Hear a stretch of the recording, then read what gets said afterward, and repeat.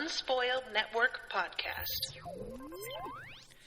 This is Spoil Me, covering Mage, Errant, Book 7, The Last Echo of the Lord of Bells.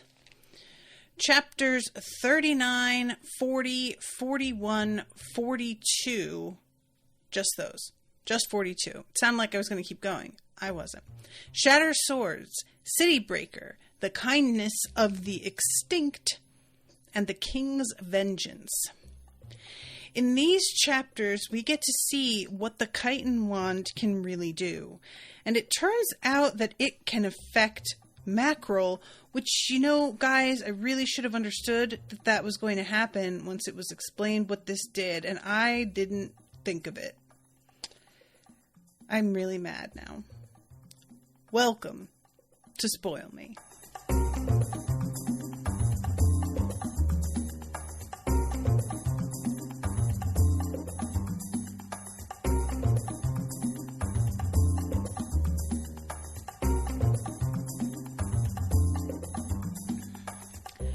Welcome to the show, everyone. I am Natasha. Thank you very much to Dan for commissioning this episode.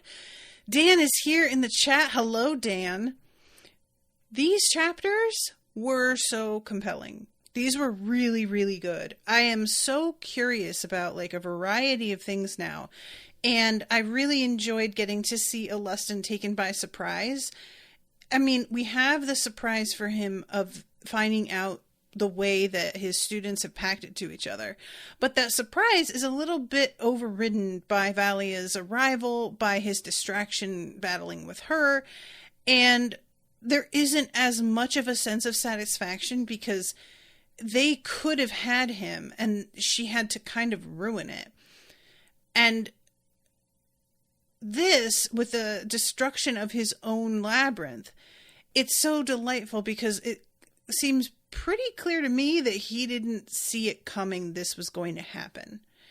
And the fact that this was like part of his own plan, the Chitin Wand, and yet he didn't seem to see that coming. I just, he really thinks most things through really, really thoroughly. And I'm very used to him being one step ahead of almost everybody.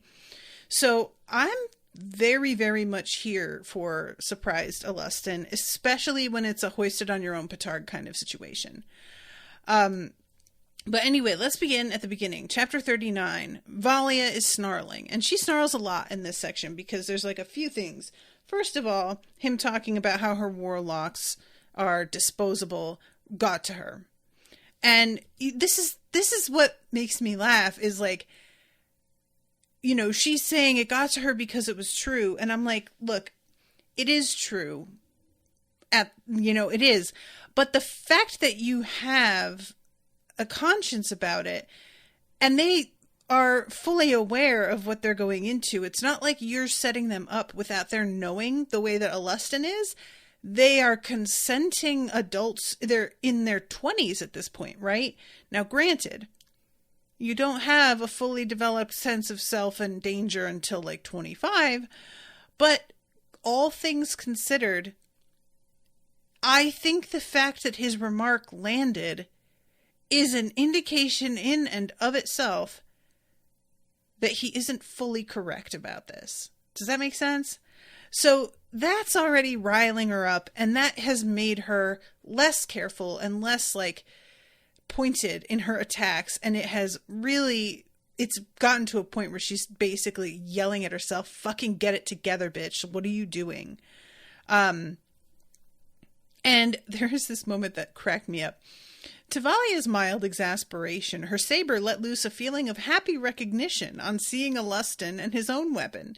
She'd met him in battle often enough. It wasn't surprising her weapon recognized him, but it was a little aggravating that it had apparently decided he was a friend. And that is hilarious. That is so... Valia just...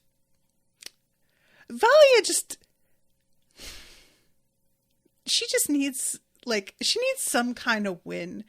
I feel for her, man. It just seems like she is getting no cooperation in any direction. You know, and her own weapon is like, hey, buddy. Oh my God.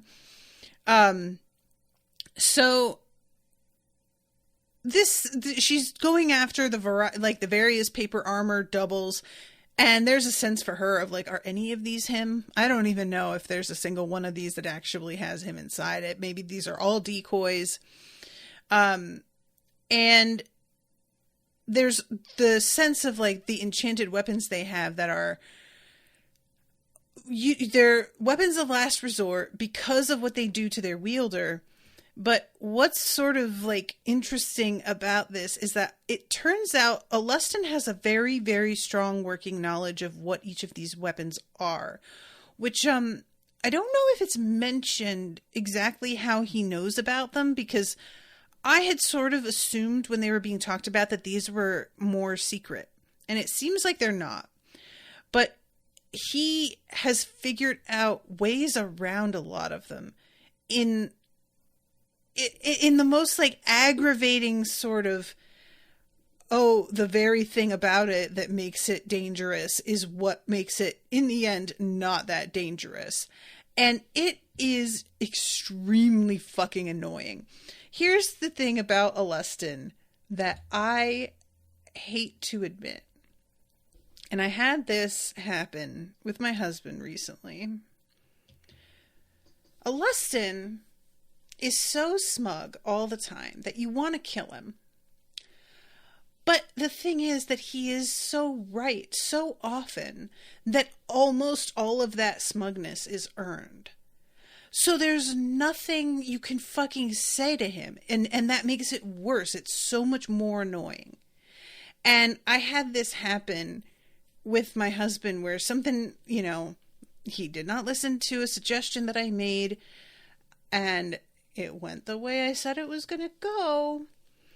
And he was like so upset in the end. And I was trying, you know, how, if you know me and you come to these lives, I am not good at hiding the way I feel about something on my face. My face is a complete, like, it's almost text.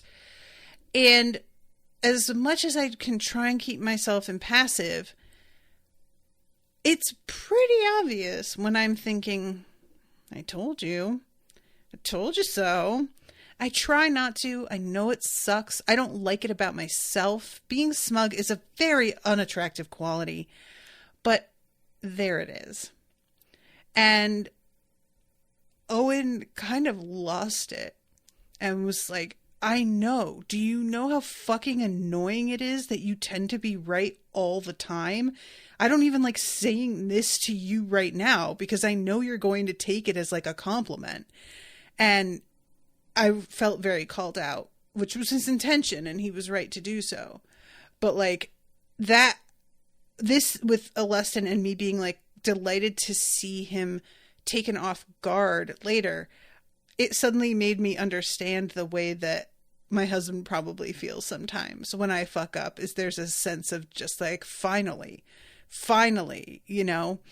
And it's, I feel like I understand Alustin and his like tendency towards researching absolutely everything, and his way of like finding, he has plans, and then he has backup plans, then he has backup plans for those, you know?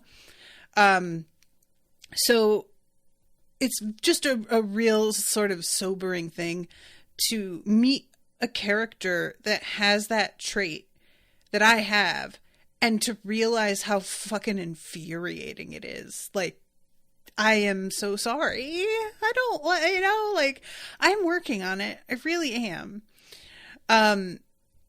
So the phase dagger was the strangest of the three weapons. It was a bizarre alien enchantment that let it slip through solid matter and even most spells completely unharmed. A normal wielder could only pass the blade itself through solid objects, but warlocks gained the ability to slip themselves as well. Now that Valia thought about it, she supposed it was likely the phase dagger was alien in a more literal sense, some toy provided to the Dominion by its multiversal manipulators. The wielder of the dagger couldn't level cities, but they could easily fly through an enemy's chest, phasing the dagger's blade to slice up their insides as they passed. The wielder of the phase dagger could kill the sunworm herself, though they suspected the eye of Heliothrax would still work against the phase dagger. And Lustin says the phase dagger's weakness was the easiest to figure out. The more often it gets used, the harder it becomes to deactivate the effect or make it more selective. Sooner or later, the phasing effect will become permanent. It's not the amount of matter phased, but the individual, and I'm going to read this verbatim, it's not the amount of matter phased through in total that matter, but the individual activations by matter that matter, if you'll forgive the puns. And the wielder doesn't control the activations. Potential impacts do. If she turns it off, I slice her to bits. If she leaves it on. The wielder paled at that and tried to dodge, but the gravity affinity flying belt they'd pacted her to wasn't fast enough to evade Alustin's pages, nor was she nearly experienced enough as a flyer. They'd gone for ease of learning over power when choosing her flight item. The second wielder of last resort closed as the phase dagger wielder tried to desperately evade the paper swarm. Malin's glove, the most powerful of the three. Even as the wielder of the delicate silk glove closed on Alustin's decoys, a vast fog bank began rising behind it, warped and twisted by the mirage magic moving within it. Anyone who entered the fog bank would be trapped within the shifting maze, disoriented as the glove's wind magic suffocated its prisoners one by one. For all its power, it came with a fairly straightforward limitation. The glove had been so badly damaged in past battles it only had a few hours of use left before it exploded. The wielder didn't even reach Alustin. Dozens of papers shot through a seemingly empty space in the air, and a heartbeat later, the torn-up corpse of its wielder fell from the air while the illusory copy dissolved. Trying to use defensive illusions against a seer of my skill is a lost cause. He should have gone with the simple windshield and waited until I was enveloped in his fog bank. Raw power does not a great power make. It takes skill, experience, and creativity that your raw recruits simply lack. As if to punctuate his point, the wielder of the phase dagger screamed, but the sound was so removed and distant that Valia could barely hear it. A moment later, they phased out of their own clothing, including their flight belt. Their scream faded away into silence as they fell through the ground itself. What?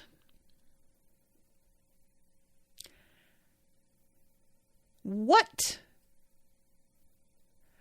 So she phases through the ground. Is she technically still alive? Or, you know, do you guys get what I'm saying? Like, so what has happened is she's packed into the phase dagger. So the thing happens to her. The phase dagger gets hit with a bunch of pages, and that basically wears it down to the point where it cannot turn off the phasing again. She phases out of her clothing and falls. The ground does not stop her because she's still not solid. Does that mean that she simply is alive, but like caught in the ground? Like, how many? I don't even know if that anything stops her. Dan says, I think she will be alive until she gets to space. Going intangible doesn't seem to kill her. Oh, God. Because I'm thinking she doesn't get to space because the gravity keeps her anchored to the center of the planet. Which, if this planet is like Earth, she would burn to death, is probably the way it would work. Do you get what I mean? That is really fucking scary, dude. That is so fucked up. And, MX Shard says she falls until she dies either from the world's core's heat or thirst. I didn't consider about, like, maybe the journey is so long that she could just starve to death, or they. I think this was a they character. But the fact that they may just starve to death, that is pretty messed up. Dan says, that's a good point. I think the planet is moving. She would be left out, but you're right. She would end up in the core. Yikes. Ooh, that is so messed up, you guys. Oh, man. So then we have the 9 metal blade, and it is able, it gives its wielder control over 9 metals. The problem was more subtle. There was something wrong with its intelligence. Some quirk of its construction had prevented the natural barriers between minds from forming. And as its warlock wielded it, their minds would begin merging in a process that would inevitably kill both, replacing them with a single being. A single insane being. Do you really think you even have a chance? The wielder asked. Who's asking? Alustin said with a smile. The wielder began to answer Alustin's question, and then just froze, hovering in midair. Valia wanted to yell at the wielder to move, to shake off her self-doubt. She could have weeks before the process went too far, after all. Only for the wielder of the 9 metal blade to turn and fly off at high speed while Valia was occupied with the flying swords of the soldier's crown. So I am assuming that basically him just saying who's asking resulted in an internal argument between the minds, and this person just bailed. Which is truly, like, I can't... There's something about the simplicity of that all he just has to say is who's asking, and that's it. I mean, this just really is feeling pointless. And that's what he says, like, you sacrifice them all for nothing. And I'm like, low-key, he's right about this. This is embarrassing. Dan says this was a Mistborn reference, right? I didn't think of that. MX Shard says the metals don't line up for that, I think. Let me look, because iron, lead, copper, tin, zinc, gold, silver, nickel, and quicksilver. I don't recall all of the metals, I'll be honest. And there are some things in Mistborn that get like weirdly added a little bit later on. I'm not sure. So I won't speak to that. But if anybody listening has like a theory on that, I'd be interested in hearing it for sure. So at this point, Valia is like, well, they're not the only thing you need to worry about. And he's like, oh, like what? And then she points and there's like an army coming in on him. And he's like, oh, okay, yeah, that's fair. And Alustin is thrown onto his back foot. Eventually, she manages to catch one of the armor figures so that the paper is sliced away and she gets a glimpse of his arm and realizes that's him in there. And it is, you know, once she knows, that's like half of the game over. The other thing is that she has brought along people who are literally using weapons so stupid that she knows Alustin will not have figured out ways to fight against them, which is really funny. This is so hilarious. The Hammer Fist gauntlets were a truly absurd piece of enchantment.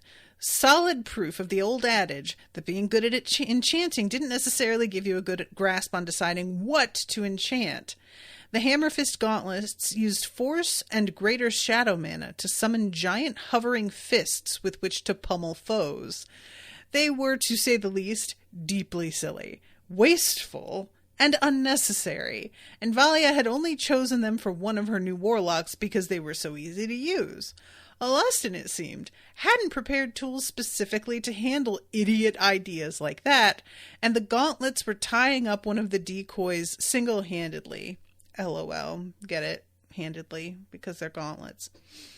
The biggest unpredictable factor was proving to be Alustin's students, who were freely attacking both Alustin and her sacred swordsman. They were the only ones without full flight capabilities, but the Storm Ward kept summoning platforms for the Flea to jump on. The Hammerbreaker kept yanking warlocks out of the sky and into his ridiculous weapons swarm with that gravity hammer of his. And the Nightmare was, well, a nightmare if you remained in her line of fire for long. And I'm just over here like, yes, sweet, go you guys. And their attacks were incredibly unpredictable. The Flea's wind strikes were often filled with stone shards or loose nails. The Nightmare kept sweeping the sky with that burning wind, interspersing it with lightning bolts and starfire. The Storm Ward was launching magical attacks in nearly every one of his friends' known affinities, and Hammerbreaker kept cloaking himself and his swarm of weapons in basic dream illusions that disoriented instead of concealed. The cursed spellbook darted around the edge of the battlefield, going from breaking limbs to stealing hats and back again. Oh, Mackerel, never change, buddy. I really would love it too if he's stealing hats and some of those hats are like actually crucial magical equipment. So even though it feels like a silly thing that's pointless, it's true, like proving to be truly effective. So they're wearing Alustin down. This is when she finally is able to be like, to pick out which of them is him. And she's also like, give up the weapon. And he keeps saying the Chitin Wand. I don't have it. And she doesn't seem to believe him. Eventually he's like, but I do have that weapon for the elementals that they keep talking about, remember? And she doesn't really pay much attention to that. It seems like she doesn't believe in that. And he calls it the Coven's propaganda. So, you know, he's sort of like saying to her, oh, I've got this thing, but he's doing it in a very tongue-in-cheek, like, if you believe that bullshit kind of tone. And I love when the fact that, like, he doesn't have it. She doesn't believe him because she knows him so well that there is no fucking way he doesn't turn out to be the guy who does the thing, which we know is actually true. She is dead on about this. But the Chitin Wand isn't the final thing. That's where she's making her mistake. It's just a very funny, like, you know, she is wrong, but for the right reasons.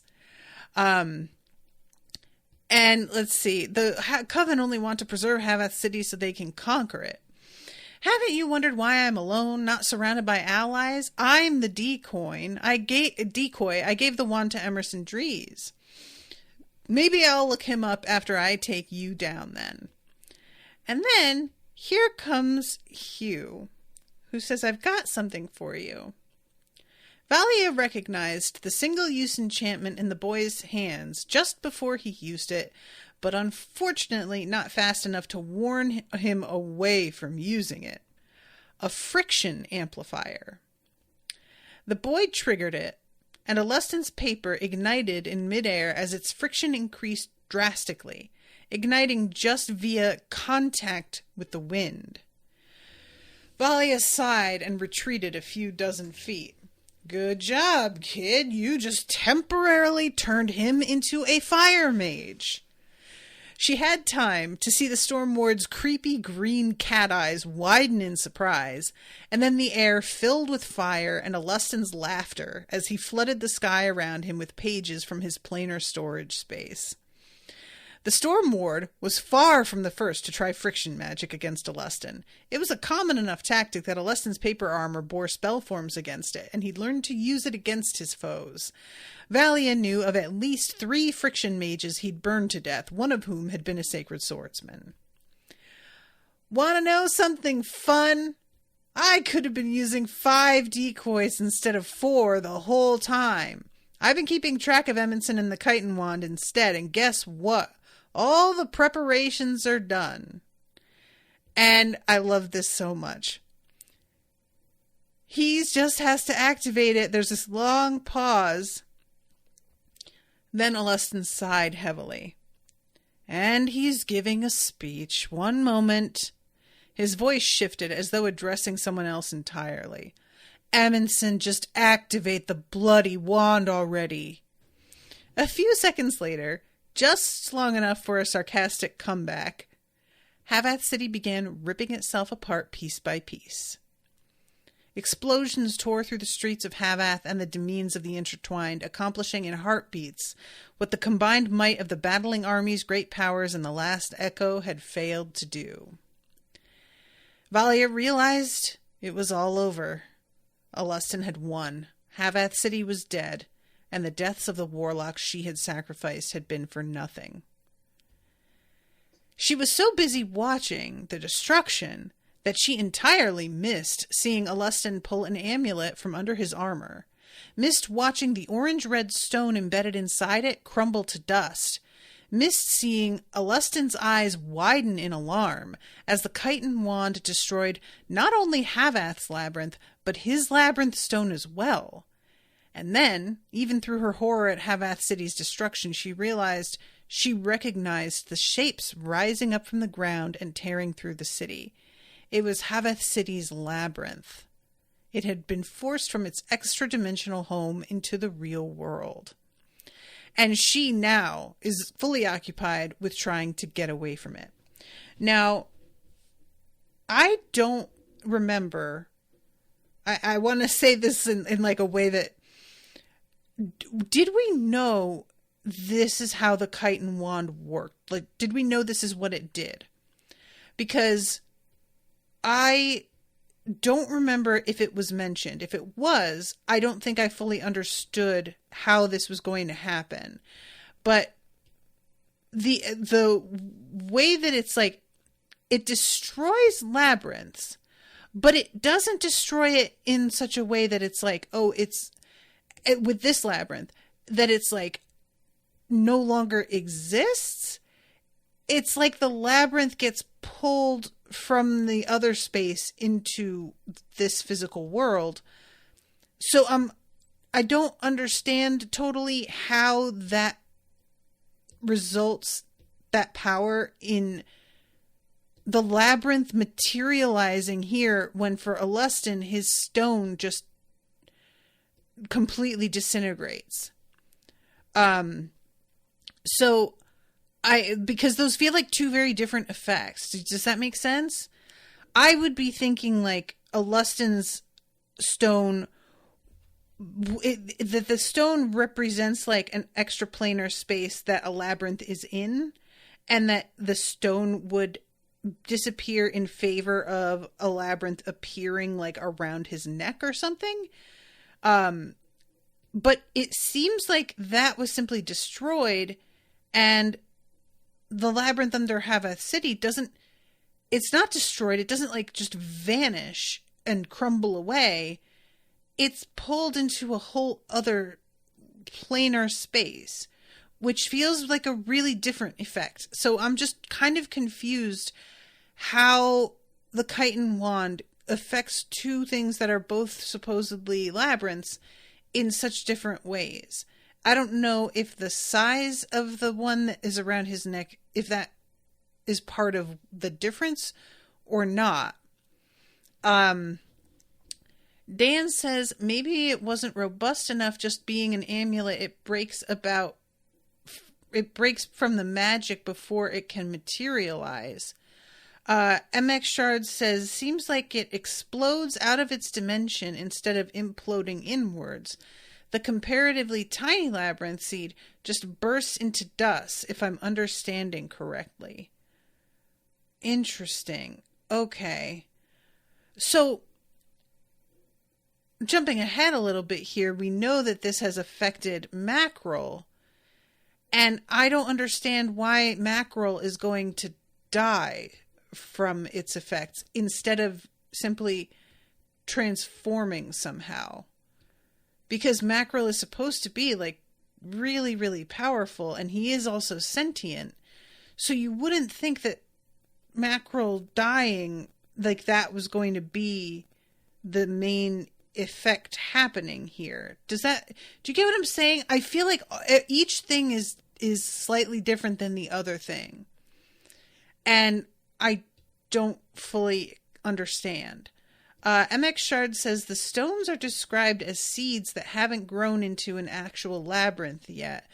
Yes, but he doesn't. It's like, I thought that the deal was that he had created a small labyrinth. Like, he had gotten himself a labyrinth stone and then somehow made it into a labyrinth, a miniature labyrinth, in order to use it for anti-scrying. Like, he had figured out how to sort of duplicate on a really basic level what it was that Mackerel could do, so that it's technically not just a labyrinth stone anymore, not even though it looks like that's all it is. And maybe I am misunderstanding that. But so, like, you know, I started out off in the intro being like, I should have understood what was happening with Mackerel. But now that I step back, I'm like, I guess it's not that surprising that I didn't consider Mackerel being affected, because some of this doesn't totally line up for me in a way that is immediately apparent. Dan says, wouldn't the labyrinth inside Mackerel erupting out of him being like our guts exploding out from inside us? And that's sort of what I mean, Dan, was like, I would have assumed that would be the result, that Mackerel would transform. He would still exist. He wouldn't be dying, but he would become a completely different object. And maybe that's supposed to be what's going on, is that in transforming, that is what would kill him, because it is trying to erupt out of him. Because it seems like the extraplaners, it's not like the Chitin Wand doesn't destroy labyrinths. The Chitin Wand destroys labyrinth storage spaces. That seems like a better way to say that to me. And McShard says, I don't remember what he did with the stone, unfortunately. I'll see if I can track down an explanation. My assumption is that would be what would happen if he had been killed. If Alustin had been killed? Or, I'm sorry, I lost track somewhere in there, McShard. Dan says, you're right, this wasn't really explained why it affected them. McShard says him surviving prevented that effect, I think. So that's where I'm leaning. I'm just a little fuzzy. Dan says it didn't destroy the storage space. It brought it into our own dimension, was how I read it.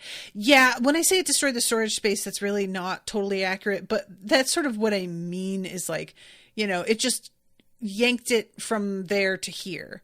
So it's just basically shoving everything out of the pockets that it was in. And it's not exactly destroying a labyrinth. It's moving a labyrinth, is really what it is. So does Alustin's labyrinth that he made still exist? Or does the destruction of that stone mean that it's gone? Because, again, wouldn't this labyrinth also be gone then? I don't know.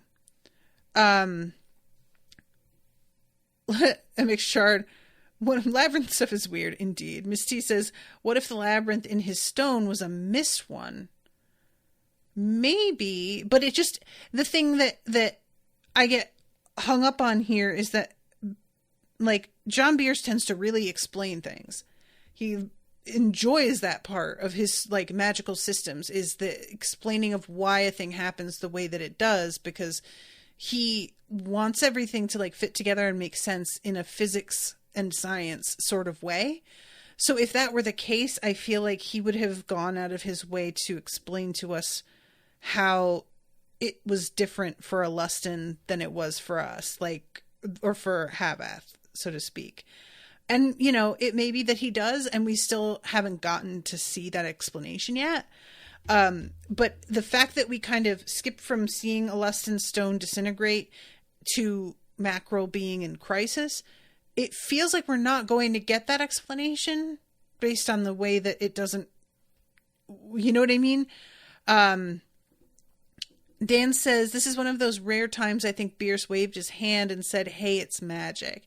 Yeah, I think what I'm having trouble with in choosing this is because the Chitin Wand's effect has been kept secret, and then we have this sort of dramatic reveal but it's not really clear.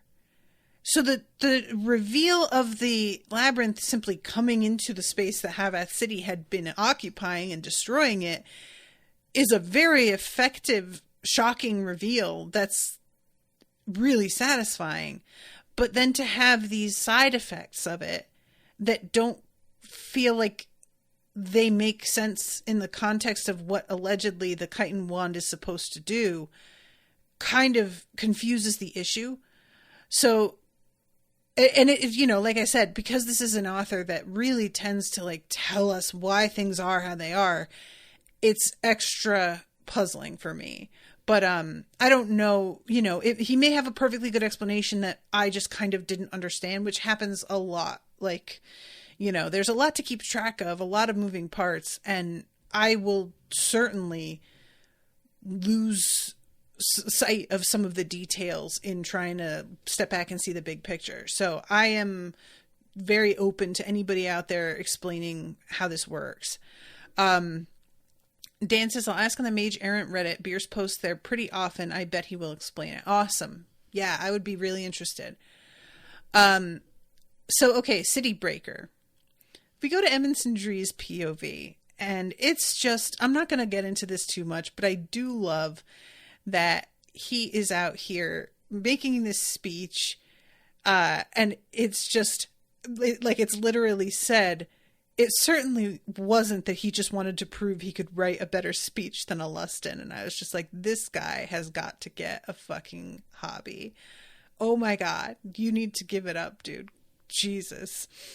There was an episode of Bones that I was watching recently where Booth comes up against somebody that he played in hockey like 15 years earlier.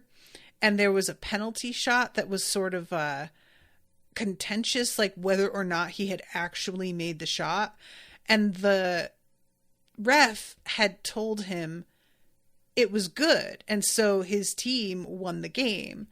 But it turned out that the goalie had held on to the fact that this was a bad call his whole life. So at one point Booth runs into this guy, and he does not remember the dude, but that dude fucking remembers Booth. And it's like a 2-second conversation, and he manages to bring up this goal that he made that was technically not allowed and that he shouldn't have gotten it. And Booth is very bemused because to him, this is just a nothing story. Like, he barely remembers the incident, but it's clear this guy is very hung up on it. So he challenges Booth at the end of the episode to like a face-off again.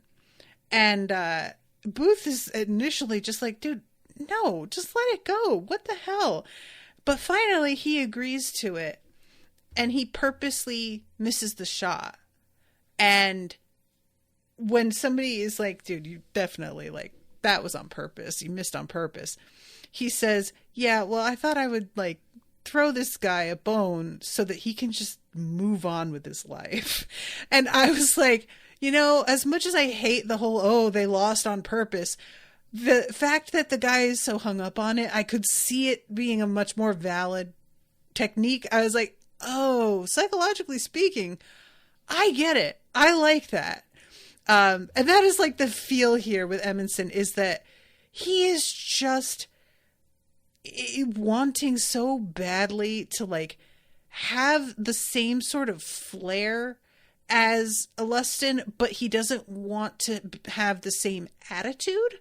So he's like eager for this kind of adulation and admiration that Alustin gets, but not in as much of a like, what Alustin is a showman who really likes attention. Edmondson wants the respect, but he isn't a showman, which means that he could get people to admire what he does. It just wouldn't be like, it's not as fun. Does that make sense? So it's not as if he is like worse at magic than Alustin. He just doesn't have that quirky humor that causes Alustin to be a little bit more creative and take things less seriously. And it's just really, it's sort of sad to watch because, like, it's like somebody, like, you know, on Frasier when he tries to go up against Bulldog in, like, a prank war. And Bulldog is just funny. He's a funnier person and has a better idea of, like, how to do an effective prank that is going to really, like, you know, just get somebody right in the spot that they're sensitive in and completely skewer them. And Frasier's witty and funny in that way, but that's not his bag. We all have our thing. You know, it's like how much I wish that I could have the same sort of, like, classy restraint that Beyonce has, where anybody comes out as a hater and she just sort of, like, ignores it and just does her amazing shit and just proves to everybody it does not bother me. Haters are going to be, and I'm just going to keep doing what I do. But I can't. I don't have that in me. I am a talkative bitch who just doesn't let things go. And sometimes we just have to accept about ourselves that the thing we admire in another person, we admire because we know we're just not capable of doing that thing. We just don't have it in us, you know? So anyway, oh my God. Dan says, meanwhile, glittering cardamom. It's shimmering cardamom. Dan, have some fucking respect. It's like, this is how you do showy. Glittering cardamom. I am so mad on shimmering cardamon's behalf. Oh my God.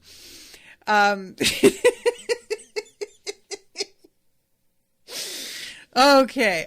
So anyway, this whole thing with Edmondson, we get to find out in this POV that the fucking labyrinth is also a prison for lots of extremely dangerous beings, because, like, people aren't as afraid of death as they are of being thrown into a hellscape that they can't escape from, that they just have to live out their days.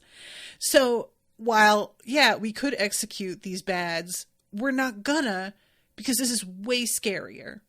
And honestly, I feel that. I get that. I feel like there are, like, it's been proven many times that corporal punishment isn't really a deterrent, you know? But this sort of thing of just being like, oh, we're just going to throw you in, like, a hell pit. Maybe that would do it. I don't know. So it says that it was possible that new labyrinth branches to different worlds had grown in the last 50 years since the labyrinth was sealed. Entirely possible. Edmondson didn't waste his time worrying about the contents of Havath City's labyrinth, though. Well, I feel like maybe you should a little bit, considering what you're gonna do. But anyway, so he breaks it. That's how you activate the wand, is you just snap it, which is, like, delightfully basic. Just like that, Havath's labyrinth died, and the mana well it sat in began to force it out into the world. So, see, that's the thing it's saying. The labyrinth died.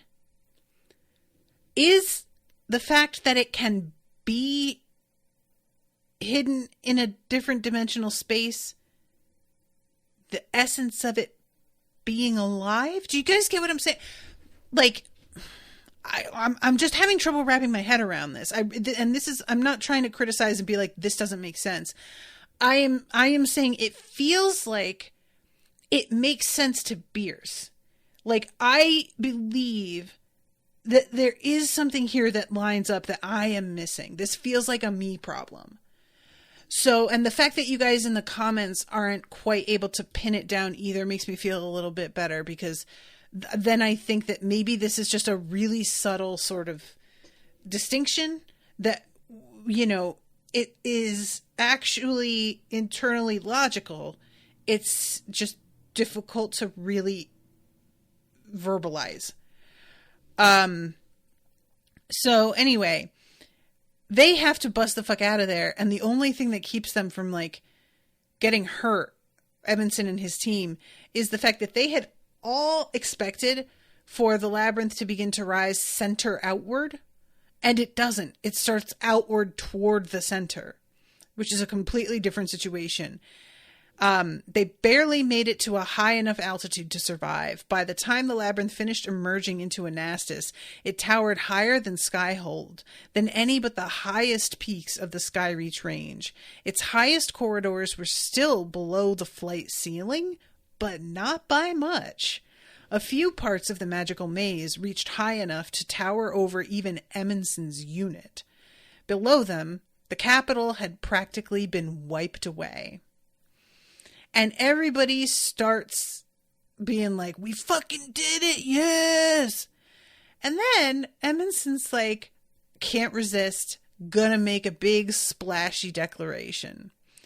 The day is ours, Havath City is destroyed, and the Dominion is soon to follow. His call seemed to awaken the city, and a truly startling number of battle spells began erupting in the depths. Edmondson spotted several of the massive great powers in the city start moving again, including the ridiculous Hydra the Coven had brought with them. Further down, his magically enhanced hearing could detect several more. Unfortunately, quite a few of the spells emerging from the maze in the ruined city were heading straight for him. Maybe shouting to the entire city wasn't the smartest idea, one of the librarians offered. You might be right, Edmondson acknowledged dryly. We should perhaps start moving. So they bail, but he is just gleeful. They had won. And it's agonizing to know that, like, you did, except that it's not going to end here. And I feel so bad about that. Like, I just, So then we have the single building in the midst of everything that is untouched. There was no immediate reason visible why this one had survived when its neighbors hadn't, but it remained, nonetheless, utterly untouched. And sitting on its front steps, 3 curious beings sat and watched the devastation around them. Wow, this is a bit of a mess. These Seekins seem like a nasty bunch. I don't like them. Of course you wouldn't like them. What's that supposed to mean? As much as I enjoy sitting about and gossiping, our unwanted but expected guests have arrived. The liars sighed heavily.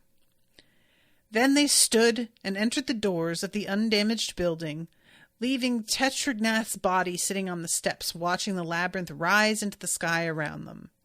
It wasn't rude of them. He had plenty of other bodies inside. I really liked that line. That one made me giggle a little bit. 2 council enforcers, an Ishvian living god, and a young man on the cusp of becoming named, like the 2 of them, waited inside the entrance foyer. No, not an Ishvian living god, an Ishvian ascendant. No idea what this means. The council enforcer says, basically, y'all need to get the fuck out of here. This is none of your business. And the liar, the woman on the pipe, is like, so you're with the council recruiting ascendants? Do you do that? I didn't think you did that. And I didn't think any ascendants were dumb enough to fucking come here. This place hates ascendants. And she says, are you trying to rupture your aether body? So, like, it's hostile, but not in, like, these people are gonna be, personally angry with you. The way this world works is contrary to the body that this person has. And apparently, if you stay in Havath, it's going to be okay for the most part. But it's the way that this person says it. He'll be fine as long as he stays within Havath City. And Tetragnath says there is no Havath City. The near-named twitched nervously at that. The Wanderer eyed him thoughtfully. He'd done well so far, picking the various world's magics he'd learned more carefully than most. And the Wanderer says to him, hey, bud, if you pull out of this battle, we'll get you where you need so that you can be named in like 2 years max. We're not even going to make you fight them. Just like, don't fight for them. And I loved this because I thought there was going to be a scoff and I would never turn again. No, this dude looks at them and then just goes, bet. And just steps out, like removes himself. Wild. Like that must be a really, really plum offer. That is remarkable. I really thought we were going to get a whole and we did not. He just immediately was like, sounds good. Yes, let's do that. So this is when the Ascendant is just like, we don't need him to take care of you. The dozen Ishvian gods inside her stirred irritably at that. They didn't like Ascendants much, and rightfully so. Ascendancy was a perversion of Ishvian magic, even more so than it was a perversion of the magics of other worlds with gaseous ether. Pardon me? I don't know what any of this means. Even the council enforcers shot nervous looks at the Wanderer and Liar. So the council enforcers were weapons. Their ether bodies formed purely of combat magic from a dozen worlds. They'd traded any chance of becoming named in exchange for raw power. A deal only an idiot would take, in the Wanderer's opinion, but then there was never a shortage of idiots dreaming about power for power's sake. And this line really got me. Petty souls that fantasized over elaborate scenarios that would let them solve life's more complex problems with violence. Contorted personal mummeries where they would be praised for killing those they disliked. Ouch. Ouch! I felt that. Look, I'm just saying that sometimes when I'm in the shower and my mind wanders, I relive some petty little interaction with somebody I didn't like and imagine just basically suplexing them and being applauded for it. And I don't know what I can do about that. That's just something that happens. I can't help it. Okay. MX Shard says,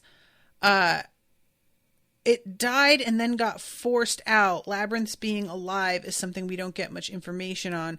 We aren't supposed to have any clue what any of this is.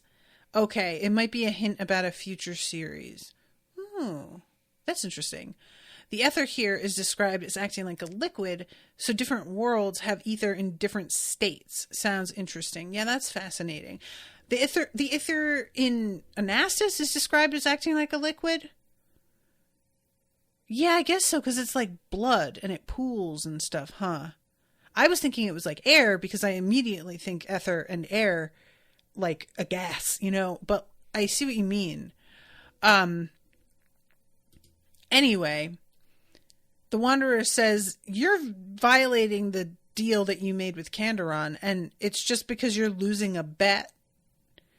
The Sphinx is dead, and her out-of-control servants threaten not just our pride, but the fate of the known multiverse itself. We must stand ready, and our plans are the only possible way to resist. If your Imperial blueprints are so effective, why are they failing against the simple resistance of locals with only access to the magic of their world? How can anyone trust the expansionists to achieve their goals if they fail in yet another test, the latest of dozens? And this is when the Liar chimes in and is just like, enough of this shit. Go through us or you don't get to do what you want.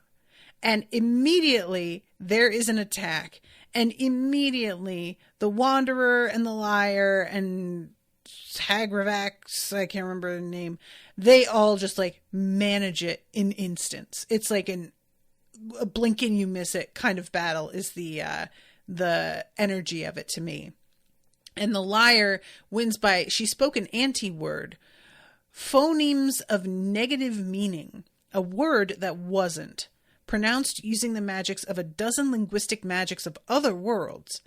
In its wake, the attacks simply vanished, dissolved in a ripple of mana called forth by the anti-word. That is wild. I don't even know how to start with that.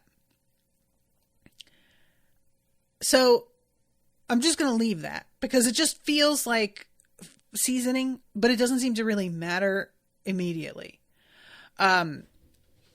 So we get the, back to the Chitin Wand and the destruction of it and how it is affecting all of these different beings across the lands.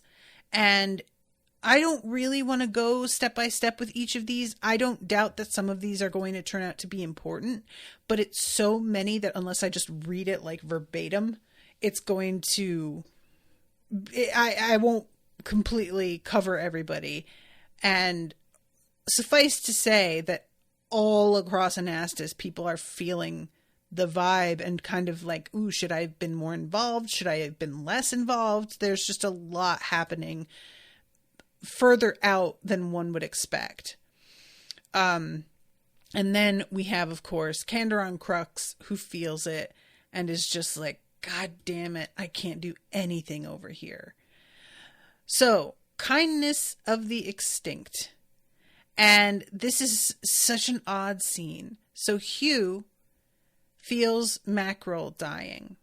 And I was like, I can't believe I didn't see that Mackerel be affected by this, I was so upset, you guys. I was really thinking like, are we going to get a transformation where Mackerel becomes something else? Like that's how Hugh saves Mackerel, is by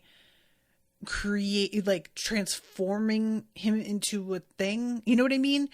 And while I would be cool with that, there was also a sense of loss of the Mackerel that we have grown to know and love.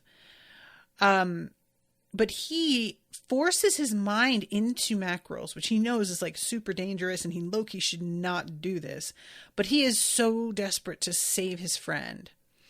And it says there were two entities loomed over everything. He knew he did not belong in the spellbook's mind, but both of these entities absolutely did. The first was the alien thing commanding Mackerel's death. And it feels huge regret at doing this, and a sense of just like, there's not a choice. I'm really sorry. The other was Mackerel's sense of self. There was nothing alien about it. It was just his friend, fighting against something implacable and incomprehensible. And Hugh, without even hesitating, stepped between these two titanic forces. And I love this so much. He's like, I am going to protect my fucking friend. Fuck you. And it says it shouldn't have made a difference. His thoughts should have blown apart before they even reached either of them. But somehow they heard him, and they both stopped for just a few seconds. Mackerel stared down at him, the shifting chaos of his self-image briefly cohering into the spellbook's glittering green cover, and Hugh could feel Mackerel's own love and loyalty. Could feel his despair and fear fade at Hugh's presence, his strength returning. The alien entity stared down at Hugh as well, giving him the impression of too many eyes and limbs, and while its remorse and contrition remained, it was supplemented with something else. Surprise, of course, but not just surprise. With kindness. And then the alien entity unleashed its greatest blow, and it missed. Went soaring off to nowhere and simply dissolved. Mackerel lunged back at its foe, who raised its defenses once more, but each time, each blow it blocked, it moved just a little too slow. As the knowledge stored within Mackerel's pages slowly hacked it apart in a death of 10,000 cuts. It launched more of its impossibly powerful blows, but each with obvious warning, each a wide miss. I really enjoy this a lot.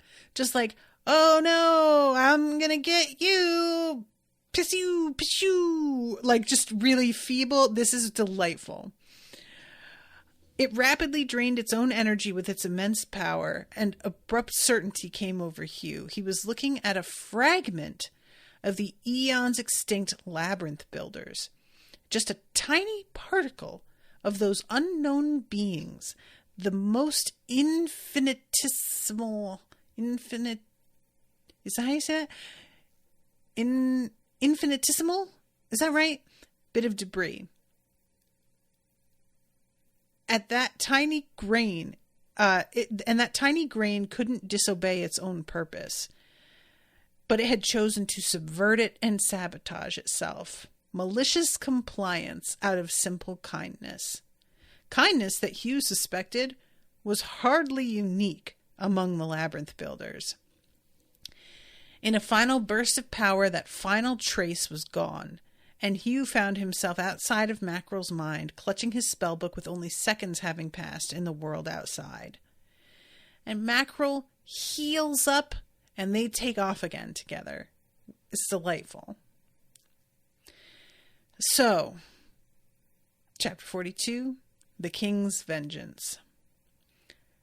I am running short on time, so the main things here. Godric is like, I need to meet up with my friends. And I know that likely they are all going to rush to Talia, because we know that after the reveals of what Alustin was thinking about her, she's going to be fucked up. So all of us are probably going to head to her. So I'll just do that in order to, reconvene. And he gets interrupted by the Mud King, who's like, hey, your dad owes me a leg. So come back here. I'm going to take it. And Godric is like, fine. And the Mud King is not aware Godric has other affinities that he can work with. So he is coming at him in a particular way that would be effective were it not for his pact with his friends. The rubble of the collapsing palace struck the Mud King with a cacophonous roar. Godric had only hoped to slow the mercenary great power down. He was hardly the first one to hit the Mud King with a palace's worth of rock, after all. All those other times, though, the Mud King had been on open ground or near water, had been able to reinforce his bulk with water and dirt, and hadn't stretched out his armor to wrap entirely around a massive labyrinth corridor. Even as Godric crashed into the nearest column and magically anchored himself there, Anders Staven's armor of boiling mud went entirely slack and began dripping off the sides of the labyrinth corridor, along with rubble from the falling palace. The corridor itself was unharmed. Once Godric was sure the Mud King wasn't faking his death, he took a long, shaky breath. He had no intention of taking credit for killing the Mud King. Godric wasn't really the one to kill him, after all. It had been Staven's need for vengeance for his lost leg that had done him in. And all at once, Godric could only think that Hugh was right. Vengeance was for fools. The pursuit of vengeance had killed the Mud King just as it had killed Indris's former mate Ataerg, just as it had killed Bakori, just as it would almost certainly kill Alustin. And we find out that Godric has been low-key judging himself, even though his father asked him not to seek vengeance. He has been kind of ripped up with self-loathing that he didn't seek vengeance. He's like, yeah, I'm doing what he said, but I hate myself over this. And this is a moment of him really going, God, I'm so glad my dad warned me and kept me from going down that path, because this could have just completely ended everything. And I just really like this moment. I felt like it was a really effective... Once again, to reference Dr. Fraser Crane, it's, a foolish man who doesn't learn from his own mistakes. It is an absolute idiot who doesn't learn from other people's. So anyways, yeah, good for you, Godric. You killed a great power. You're keeping it to yourself, which I think is very smart. And you're not going to go trying for Heliothrax, which I think is for the best. Not to say that I don't think you could take her, but I really don't think that you could take her. So, you know, no offense, but you couldn't. And I think that you know that. All right. I have got to wrap up. Thank you guys again so much for hanging out with me. Thank you, Dan, for commissioning this. It's been a lot of fun.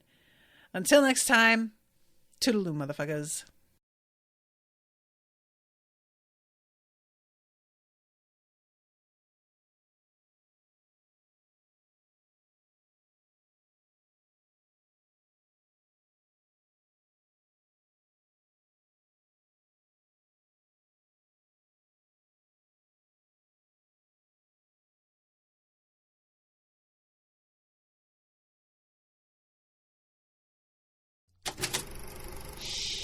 That was an Unspoiled Network podcast.